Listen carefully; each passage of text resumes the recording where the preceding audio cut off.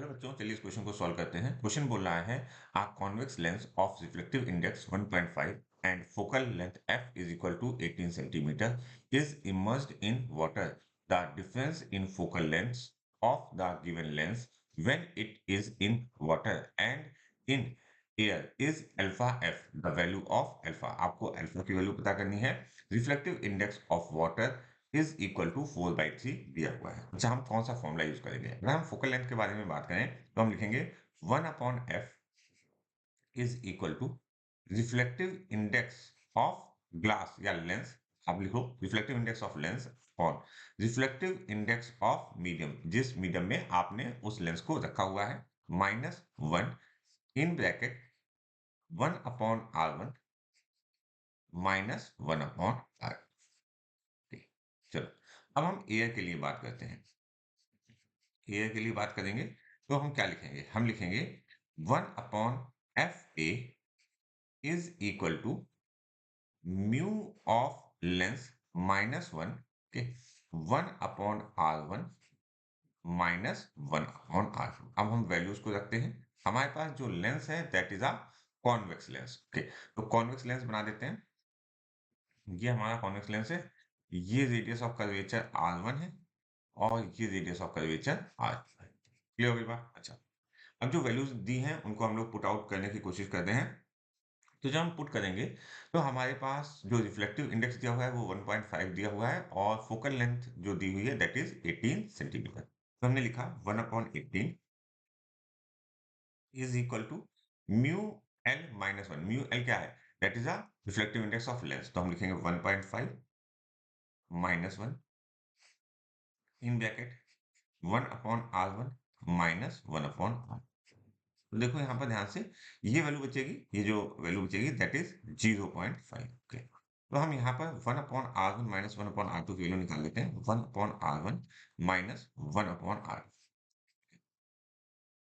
That value is equal to 1/18 multiplied by 0.5 और ये value हो जाएगी 1/9। ओके, तो इसको हम एक कांस्टेंट मान लेते हैं k। इस वाली वैल्यू को k मान लेंगे। Means 1/r1 -1/r2। r2 को हमने क्या बोल दिया है? तो हम इसको बोलेंगे k is equal to 1/9। Okay, तो k की वैल्यू, या आप ये कह सकते हो 1/r1 -1/r2 की वैल्यू जो है। अच्छा, अगर अब हम बात करें मीडियम के लिए, और मीडियम हमारा कौन सा है? वाटर है। तो हम लिखेंगे फॉर वाटर 1/फोकल length in water is equal to, हमने क्या फॉर्मूला लिखा था? जो हमारा लेंस का रिफ्लेक्टिव इंडेक्स है that value is 1.5 upon 4/3 -1 in bracket 1/r1 -1/r2। अब जो वैल्यूज हमको पता है उनको रख देते हैं। देखिए, इस वैल्यू को सॉल्व करेंगे और 1/r1 -1/r2 की वैल्यू हमें पता है, दैट वैल्यू इज 1/9। इसको सॉल्व कर देते हैं जल्दी से। तो आप जब इसको सॉल्व करोगे तो ये वैल्यू आएगी 1/5 माइनस 4/3 अपॉन 4/3। ओके, ये bracket close and this value is 1/9। ये तो हम लोगों ने यहाँ कैलकुलेट करके रखी हुई है, देखिए 1/9। ओके, अच्छा, अगर हम इसके न्यूमरेटर को कैलकुलेट करें तो न्यूमरेटर की वैल्यू जो आएगी दैट वैल्यू इज 0 पॉइंट, यहाँ पर थोड़ा सा कैलकुलेशन आपको करना पड़ेगा, 167 अपॉन 1.33 मल्टीप्लाइड बाई 1/9। इसको और कैलकुलेट करेंगे इस वाले टर्म को, तो हमारी वैल्यू आएगी 0.125 मल्टीप्लाइड बाई 1/9। अगेन कैलकुलेशन का ही पार्ट है, तो हम कैलकुलेट करेंगे 1/f is equal to 1/72।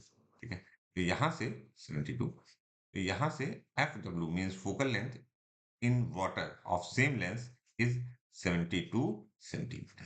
Clear होगी बात? अब हमसे पूछा क्या गया है, इसको एक बार देख लेते हैं। ये हमारी एफ डब्ल्यू की वैल्यू आ गई।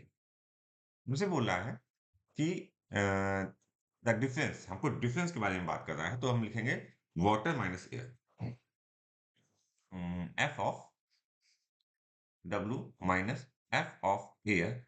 वाटर में कितना था? वाटर में अगर हम ध्यान दें तो वाटर में हमने जो वैल्यू फाइंड आउट की है दैट इज 72। एयर में जो है दैट इज -18, -18 है, एयर में 18 था, ओके, हमने माइनस के साथ 18 लिखा हुआ है। That value is equal to, वो क्या कह रहा है, किसके बराबर होनी चाहिए, अल्फा एफ के बराबर होनी चाहिए। मतलब alpha F means alpha into 18, F तो वैल्यू हमको पता है 18 होनी चाहिए, तो यहाँ पर इसको कैलकुलेट कर देते हैं। तो ये आया 54, अगर आप 72 माइनस 18 करोगे तो 54 इज इक्वल टू इसको कैलकुलेट कर दें, 18 अल्फा आएगा, और यहाँ से आप अल्फा की वैल्यू कैलकुलेट करोगे तो अल्फा की वैल्यू कितनी आ जाएगी, alpha is equal to 3, okay. 54 divided by 18, तो अल्फा की वैल्यू आ जाएगी 3। तो यहाँ पर अगर आप 3 रख दोगे तो आपको कंप्लीट मार्क्स मिल जाएंगे।